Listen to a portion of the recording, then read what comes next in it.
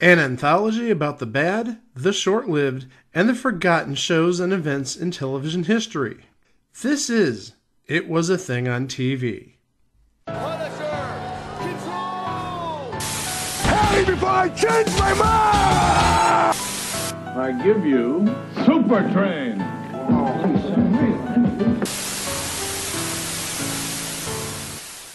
Episode number 367. Submission number 1119. I Had Three Wives. I Had Three Wives aired on the CBS television network from August 14th of 1985 until September 11th of 1985 for a total of 6 episodes, including one unaired episode, which happened to be the pilot. And of course, 6 episodes, 10 less than both the Hudson Brothers Razzle Dazzle Show and Uncle Croc's Block. And it's the second thing we've covered and the first episode proper that originates in August 1985. Do you want to know what the mini-sode we did from August 1985 was? Was it a pilot? No. It was the greatest segment ever. Fuji Vice. Oh, jeez. This won't be as good as Fuji Vice, just saying. No, but Victor Garber does have 3 wives. Well, no. I'll get to that in a second. After we play the music, I will clarify that because I had that misconception too. Okay, we're going to be technical. This isn't a big love situation. No. Good. All right, here's the theme song.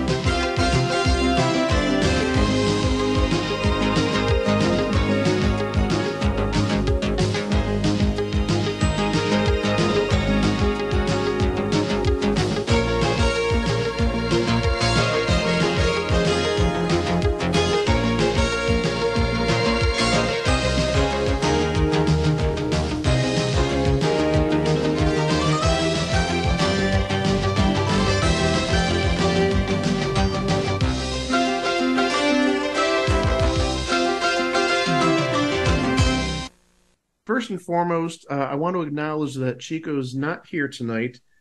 Life, unfortunately, reared its ugly head this week. He will be back with us next week. Chico, I hope you and your family are doing well during this time.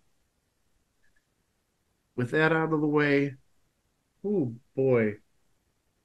Greg, it's usually not a very good sign when you have a TV show that debuts in August, especially when what's happening in a month, you have the new fall season. So unless your show is absolutely spectacular, you're probably not going to be seeing a second season. Oh, no.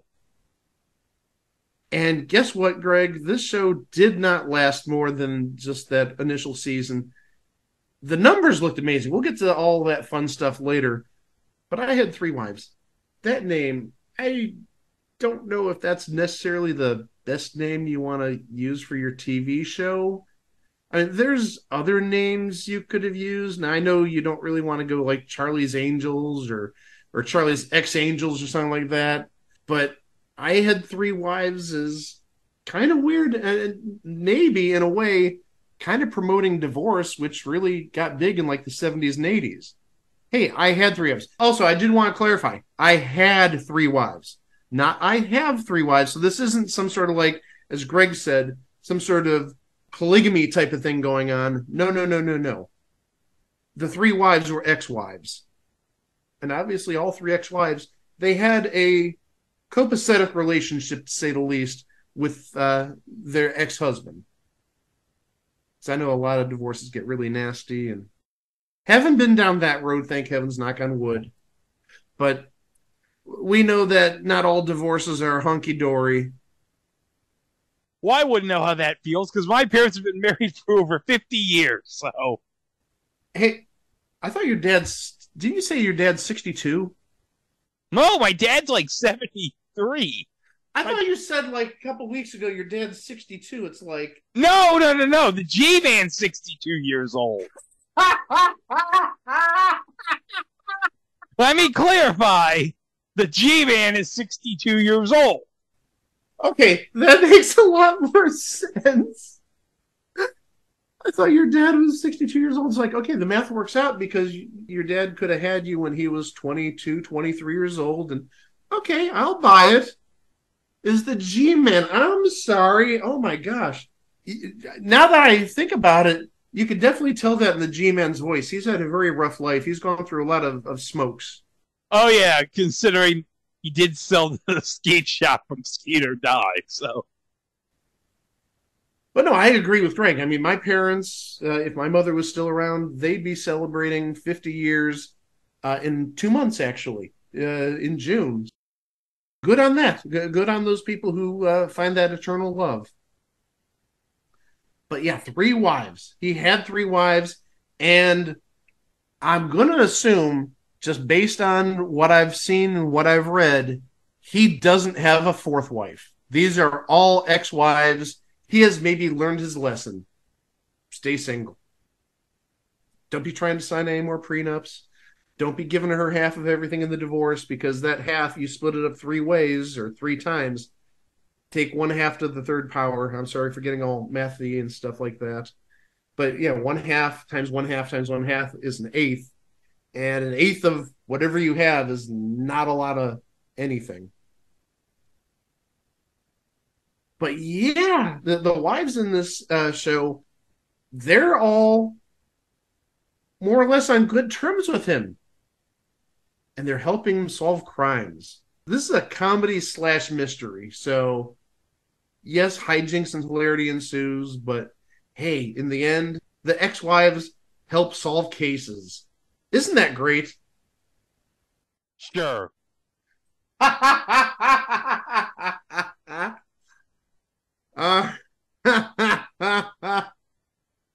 I'll take your word for it. All right, let's talk about the cast first. And we've got some big names, not just in front of the screen. We've got big names behind the scenes, too. First person we're going to talk about is the man himself. Playing Jackson Bodine. Oh, that's a great name. Jackson Bodine. That sounds like some sort of lawyerly detective type in, like, New Orleans. That's got, like, a bit of a Cajun sound to it. Jackson Bodine. Jackson Bodine. Victor Garber. And the reason we're putting this around this time in mid-April is he was in Titanic. And, of course, we have to have something related to the Titanic this time of year. Because Titanic 2 this past weekend wasn't enough. Oh, thank God you missed Titanic 2. Because, oh, God, that was terrible. I can imagine. I'm glad I caught up on my beauty sleep that night. Well, next year we're going to see Titanic 666. Hopefully I'll find out what happens between Titanic 3 and Titanic 665. That's a joke we did a while ago. Go back and find that. Because when we see Titanic 666, we don't want to have missed any plot lines in Titanic 665. You know what it reminds me of when thinking about all the plots for the fake Titanic movies? Like when they had Back to the Future Day in 2015, they did a fake mock teaser trailer for Jaws 19. Remember Back to the Future 2? Like the big movie that's playing Jaws 19 with Morty and the hologram? Okay.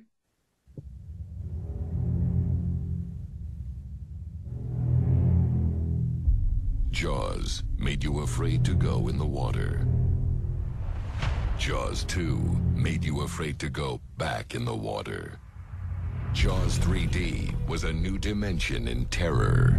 In Jaws 4: The Revenge, it was personal.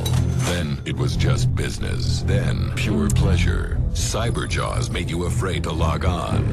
And Robo Jaws made you afraid of robotic sharks. Then Chief Brody's grandson assembled a super team of shark hunters.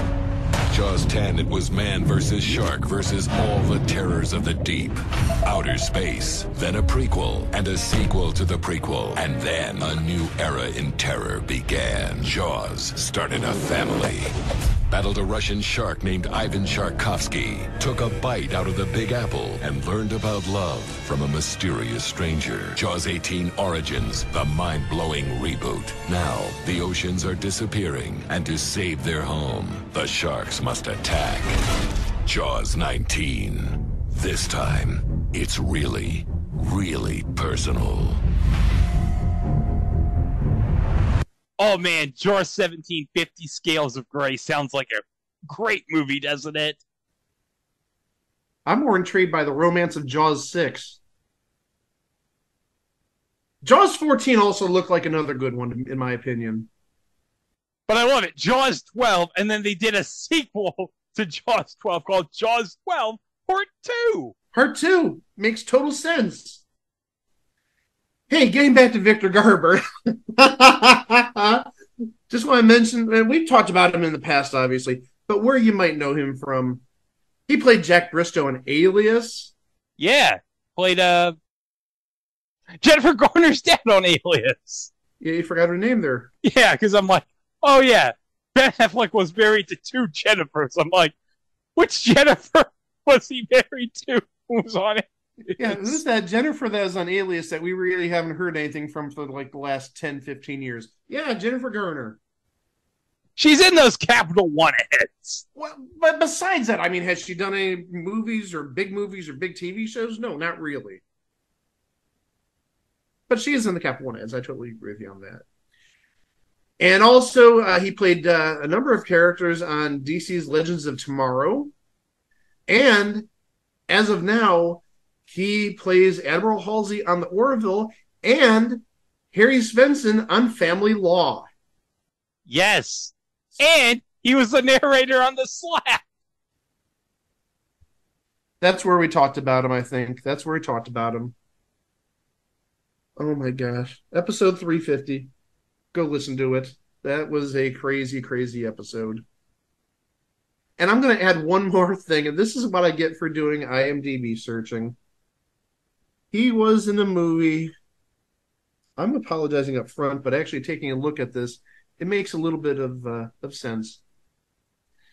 He was in a 1999 movie, or a collection of short films, I should say, called Boys Briefs. Well, hold on. I'm using kid gloves here because, with all due respect, that maybe isn't the best terminology.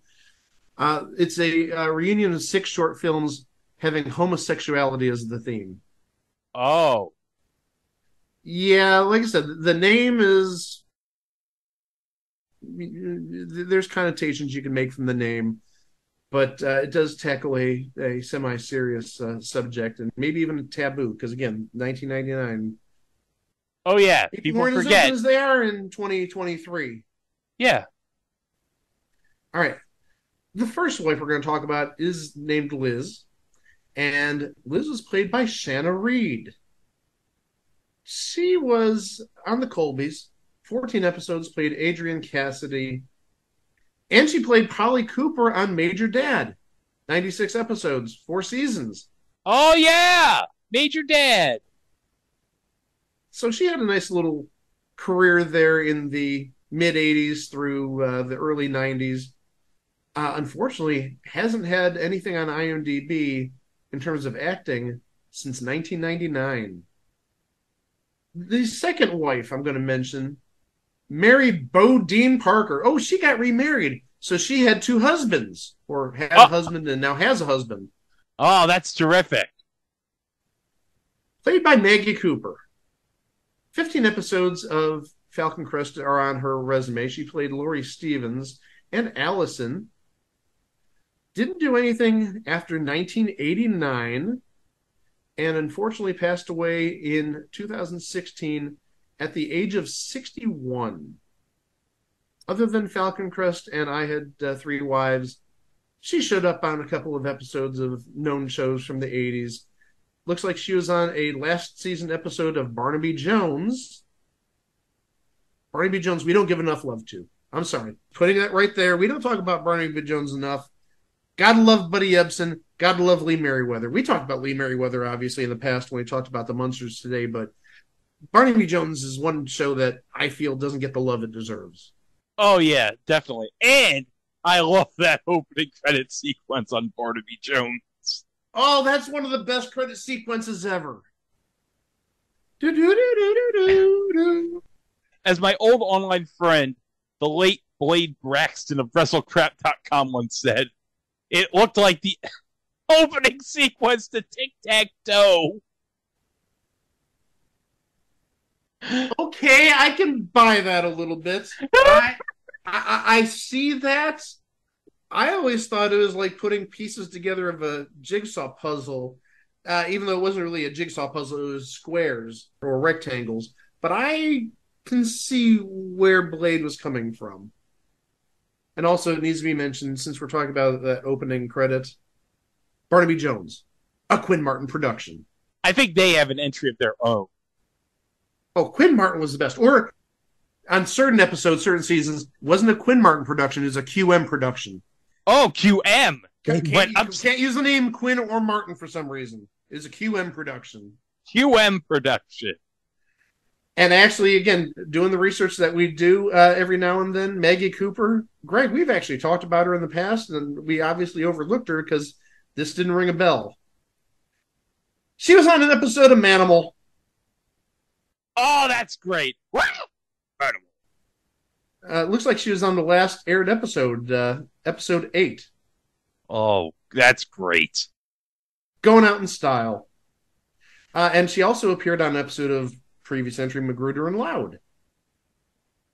But also, like I said, she appeared on other shows of much higher quality, much higher caliber. Fall Guy, Gimme a Break, Trapper John MD, BJ and the Bear. You don't miss Sheriff Lobo? I miss Sheriff Lobo. Okay, thank you. The third wife. Definitely the biggest name of the trio, at least in my opinion. We've talked about her plenty. Playing Samantha Collins Bodine, Terry Copley. Oh, yeah, we talked about her and we got it made back in episode 66. This is where we discovered I had 3 wives. I think this was, yes. Because my reaction was, what the hell was that? I was like, I heard the title from Chico. I'm like, what kind of show is that? That's how we find a lot of these episodes, just by stumbling through episode guides and IMDb and doing the occasional dives down YouTube. And also, you guys have provided some episodes. Cowboys of Moo Mesa, thank you, Lucas. And others, not just Lucas, but he's the one that stands out in my opinion. And also, we should mention, not just We Got It Made, but also she came back, obviously, when it came back in 1987. And related to that, We Got It Made in 1987 appeared on episode 61 when we talked about when NBC started primetime at 7:30. But let's not forget, remember, she was part of the cast of We Got It Made at the 1983 Macy's Thanksgiving Day Parade when they sang, and on the same float was Captain America himself, America's ass. So we had the union of the two America's asses on a float at the Macy's Thanksgiving Day Parade. And also, it's going to feel empty without Chico here, with him saying, "Say the line, Mike, say the line." What line do you want me to say? Well, here's the line. She was on a week of Match Game Hollywood Squares. Yes. Well, yeah, like the whole cast was there. You had America's Ass there. You had Matt McCoy there. I mean, it was like everybody on We Got It Made. It's sort of like the Leave It to Beaver week with Gallagher. But it wasn't the whole cast of We've Got It Made. and there was no Gallagher. Wouldn't it have been great, though? Let's just say Gallagher was on another week Match Game Hollywood Squares other than that. And Terry Copley was on a week. Maybe Terry Copley could have given Gallagher the watermelon. We can only wish.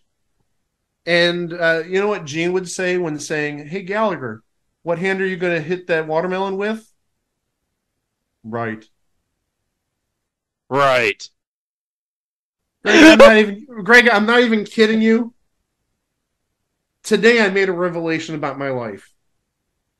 I notice anytime I get annoyed with somebody in terms of like small talk or not doing business, I notice my reaction to everything like that nowadays is right. I'm turning into Gene Rayburn in 1984. Gene Rayburn not giving an F, saying right. Gene Rayburn not giving an F in 1984 is now me in 2023. Oh my gosh, the things I realize when I go get an oil change. I'm turning into Gene Rayburn slowly and surely. Oh, well, at least I didn't say to the person who helped me today, you are gorgeous. Okay, after that. Hey, Victor Garber and one of these wives, this almost sounds like a game show. Which wife had this kid with Victor Garber? They did have a kid, though. Yeah, one of them did have a kid. Yes, and that kid was named Andrew Bodine. And it was played by somebody that we know and love. David Faustino. Bud Bundy himself. Oh, yes. This would be like an early role for him. Yeah, I mean, this would have been like, what, a year and a half, year and 9 months before Married with Children debuted. It would have been one of his first shows because he would have only been about 11 at this time. Oh my gosh, no, it wasn't one of his first shows. Taking a look at IMDb, I'm not even going to count what number show this is. Let's just say it looks like he had about between 12 and 15 credits before this. He was on an episode of Little House on the Prairie when he was 6 in 1980. Trapper John M.D. was on an episode. Fantasy Island was on an episode. Oh! I wonder if he had a scene with Tattoo. I was hoping you were going to say Snafu. Go see last week's episode, Homeboys in Outer Space. Snafu, played by Gary Coleman. He was on an episode of Family Ties in 1983 and Love Boat in 1984. The Love Boat. And an episode of St. Elsewhere in 1984 and E/R. We may have talked about this in 1984. And 2 episodes of Highway to Heaven. By no means was this his first show. He's got plenty of credits before I Had 3 Wives. And obviously plenty after. Playing Lieutenant Gomez, who presumably is one of the co-workers of Jackson Bodine. This guy, I'm going to say it. He's making a very good case for the Hall of Fame. Not saying he's going to get in next year, but I think he's got a chance. Luis Avalos. He was the neighbor on Condo. Yes. Well, also, more than just that. He wasn't just the neighbor on Condo. He was on the Electric Company back in the day. He was an occasional pyramid player. He was the principal on Hanging with Mr. Cooper for a season, it looks like. Oh my God, yeah, he was. I wasn't a big Hanging with Mr. Cooper person, so that's news to me. Well, all the seasons are on HBO Max, so if you want to watch it. I know where to go. I've got my HBO Max subscription, all right. And we also talked about him previously because he played a doctor on, second mention literally in about 4 minutes, E/R. Needless to say, known quantity. And a quality known quantity. And unfortunately, he's not with us any longer. Passed away in 2014. So those are your mainstays in this show. And with a series that lasted 6 episodes, one of which was unaired, and that being the pilot, details are very sketchy, to say the least, in terms of an episode guide. we have what we think is the majority of an episode guide. The episode guide we have from TV Tango has 4 episodes. It's missing the first episode, but doing my research, the first episode simply appears to be more or less an expository episode. Hey, here's Victor Garber. He has 3 ex-wives. They help him solve crimes. Yay. That may be called Till Death Do Us Part. Potentially. It makes sense if you think about it. Going to episode 2, presumably the name of this episode is Bedtime Stories. 2 mysteries confront private investigator Jackson Bodine. Who could be trying to kill his 3-time divorce attorney, and why is his son Andrew behaving strangely? He's Bud Bundy. Wait a couple of years, you'll see very strange. And we have a number of known names in this episode. Playing Joe Jasper is Paul Sand. We talked about him previously because he was on an episode of Erie, Indiana. If you don't mind me saying it, Erie, Indiana was one of the better episodes we've done over the last year or so. Oh, yeah, definitely. He's that guy from That Thing. Just taking a look. Looks like his longest run on any show was he played Dr. Michael Ridley on 12 episodes of St. Elsewhere in the 1983-84 season. Oh, and he had a series, Paul Sand and Friends and Lovers, in 1974 and 75, which was 15 episodes. So he actually had his own full-fledged series. It had his name in it, for heaven's sakes. Jeez. And also, for 11 episodes, this looks like it's the last season of this show. He played a character named Marty on Gimme a Break. But we have a bigger name. I mean, I know Paul Sand is big, had his own TV show, but this is a big name. Playing Emily, Celia Ward. Oh, yeah. Best known for Once and Again on ABC back in the day. Once and Again, I see she was on CSI New York for a while. Looks like 3 seasons. But needless to say, known entity. Sisters! How can we forget? We talk about Sisters every now and then on Sunday nights on NBC after, like, the Golden Girls or whatnot. She was on Sisters! Yeah, she was on Sisters. My mom loved Sisters. That was one of her favorite shows back in the 90s. 3rd episode, presumably titled Runaround Sue. A wealthy client hires Bodine to protect his girlfriend from thugs involved in a jewelry theft caper. Oh, jewelry theft caper. Runaround Sue. I get it now. Ha, ha, ha. Cute. And again, we have at least one name in this episode, one known quantity. In this episode, playing Youngblood, a name we've mentioned a number of times, Howard Platt. He was the captain on Flying High. Oh! Yeah. I'm surprised that name didn't ring a bell. Also, I'd be remiss if I didn't mention this because, yeah, obviously that didn't ring a bell. The captain from Flying High, I know that was like, 350 episodes ago. You know him from this. And if you don't, you need to spend like an afternoon watching TV with me. He played Hoppy, Officer Hopkins on Sanford and Son. Oh, that's great. Yeah. Don't you remember Smitty and Hoppy on Sanford and Son? It was him and Hal Williams. Don't tell me you don't watch Sanford and Son. I do know. Come on. I had said my mute switch on, so. You're muted. Just the best. I love Hoppy and Smitty. That's great. Sanford and Son. Did I ever tell you the story about how one of my school friends, made his own version of the Sanford and Son theme when he said he knew every theme song? And I said, well, surely you know the Sanford and Son theme song. And so he made up his own lyrics to the Sanford and Son theme song because he didn't know it. It went like this. Sanford and Son, it's lots of fun, it's Sanford and Son. That sounds like something Paul Schaefer would do on the fly. Oh my gosh. Not even trying. That is not even trying. I'm sorry. How dare he try to offend you? I know the Sanford and Son theme. Sanford and Son, Sanford and Son. It's a ton of fun watching Sanford and Son. That sounds like something Chat GPT would give as like lyrics for the Sanford and Son theme. Oh, whenever ChatGPT like makes a news report or something, it'll have like 2 details wrong. True story. I had ChatGPT say, write a news article about the entire card from WrestleMania 6. It literally got the results of 2 of the matches wrong. It just made up its own version of 2 of the matches at WrestleMania 6.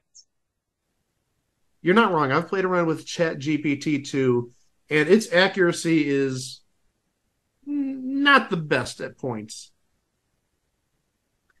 And I'm just waiting for the day that one of my students decides to use ChatGPT for a paper, and I just go to them and like, nope, you fail. It's coming. I know it's coming. I can't wait for it. With that anecdote out of the way, we're going to go to episode 4, The Butterfly Murder. After failing to convince his father to look into a robbery, Andrew Bodine and Cousin Lucy team up to solve the case. This doesn't necessarily match. I'm just saying. But again, we have very little information. We're working with what we have here. And there's nobody of note on this episode, so we're going to just go to episode 5, the last episode we have information on, which we know obviously is the last aired episode, and also, as we said a number of times, the last episode that did not air was a pilot. The last episode is called You and I Know. After revealing he has solved a decades-old murder case, an eccentric scientist suddenly disappears. Well, clearly you know. You had too much information. That's why you disappeared. Looking at the episode guides and information we have versus IMDb, it's all over the place. Because this episode, You and I Know, IMDb lists as the first episode, TV Tango lists as the last episode. So who the heck knows? Runaround Sue, they mentioned, is the last episode. Butterfly Murder, we said, was the 3rd episode. That was the 4th episode on IMDb. Basically, like, shift everything down 1, and You and I Know, the last episode, gets moved to the top. So it's, like, really, really wacky. Just putting that out there. So we may be going in all sorts of different orders, and there's 5 episodes out there. I mean, this shows how popular and well-known this TV show is, between like no information online and very little video online. We'll talk about that in a little bit. But actually, I will mention one name that we haven't talked about is the director of these episodes. Legend, Bill Bixby. The Incredible Hulk. Among other things, absolutely. We could talk about My Favorite Martian. You definitely mentioned The Incredible Hulk. The Courtship of Eddie's Father. I want to say Goodnight Beantown. Oh, hold on. Yeah. Do you know what other show he directed episodes for? What was that? Blossom. Whoa. Whoa. And also, another name that we should add, and this has to be an eventual cover because even though it was short-lived, it was like a really good show. The Magician from 1973 and 74. He was the title character. He was the Magician. So needless to say, known quantity. Again, Incredible Hulk. That's all you really need to say. Incredible Hulk, but there's more to it than that. In this episode of Runaround Sue, we do have one quasi-name and is actually in an uncredited role as a pedestrian. We have a gentleman named Bob Parks. I mention him for 2 reasons. One, he played numerous roles on 17 episodes of the 1982-83 season of Trapper John M.D.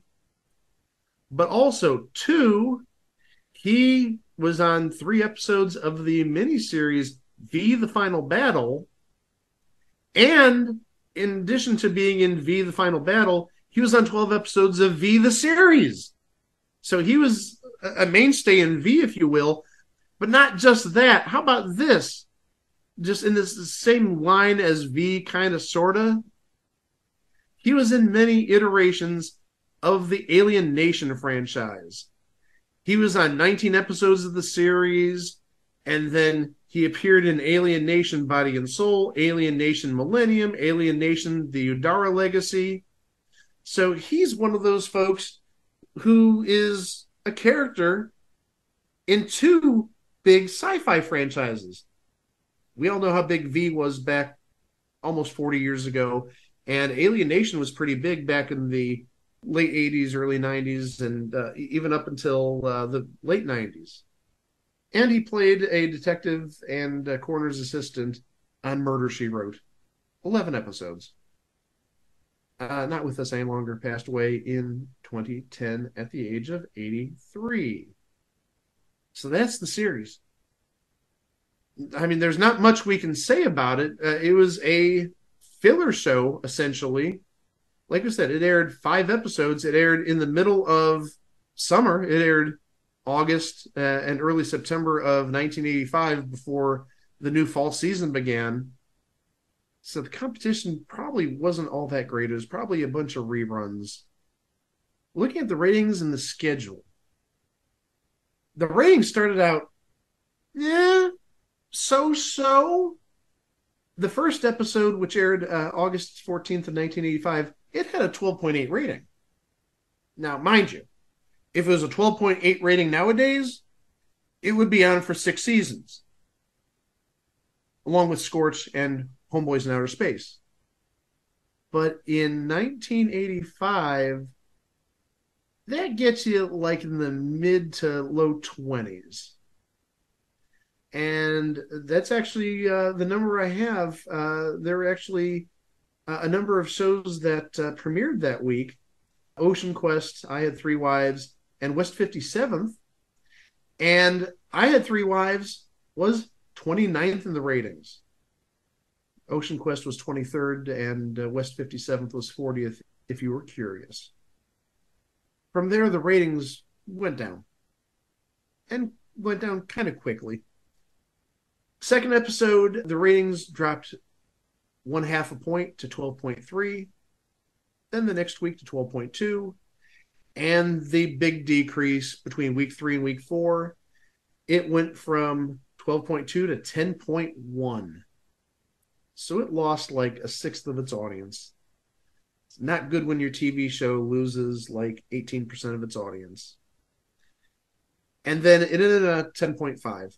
So, yeah, those numbers nowadays, you get 6 seasons, or as Greg would say, 6 seasons in a movie. Was it due to being a bad show, or did the schedule have something to say about it? Well, I've got the schedule here, and I Had Three Wives was an hour-long show. And taking a look at ABC, at least that first week, they had some sort of summer rock and roll special. But on NBC, and I know this is reruns, this is summertime, but it went up against a little show in its first season named Highway to Heaven. You don't mess with Michael Landon and Victor French. I'm sorry.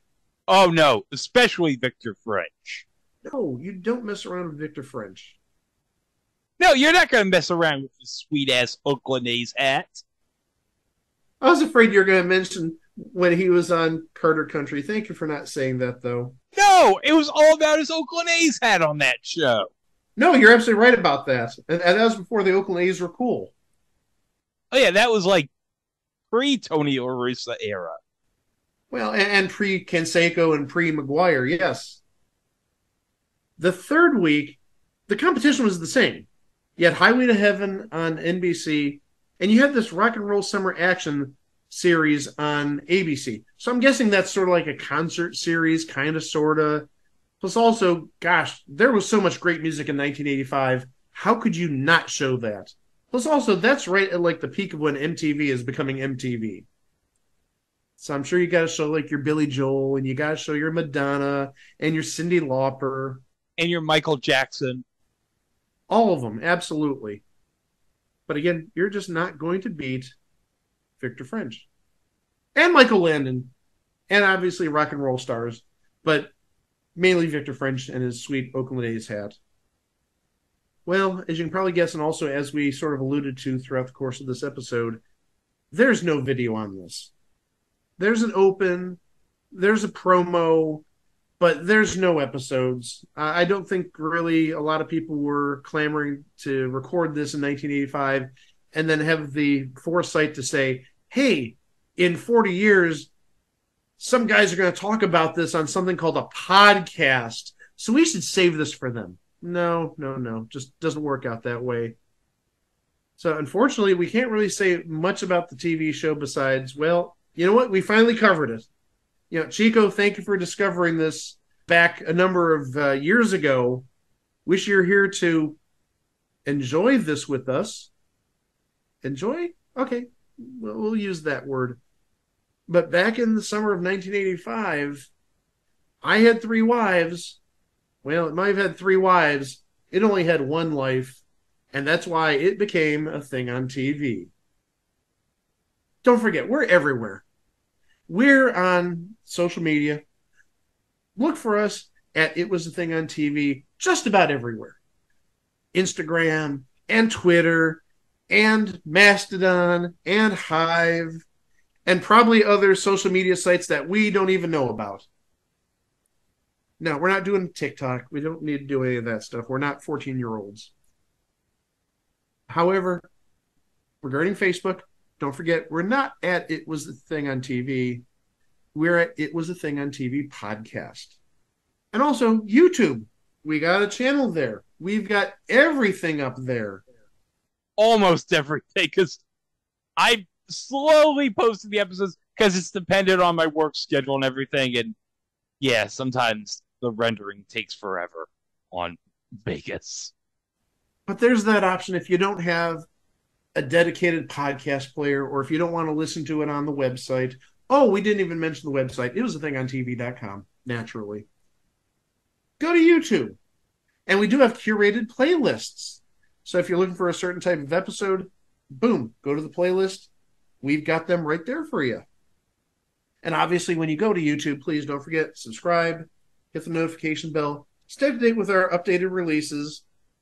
And among the things that you'll find eventually on YouTube include the next episode. And the next episode, we have a bit of an occasion coming up. Not really a holiday per se, but a very important day when it comes to baseball history.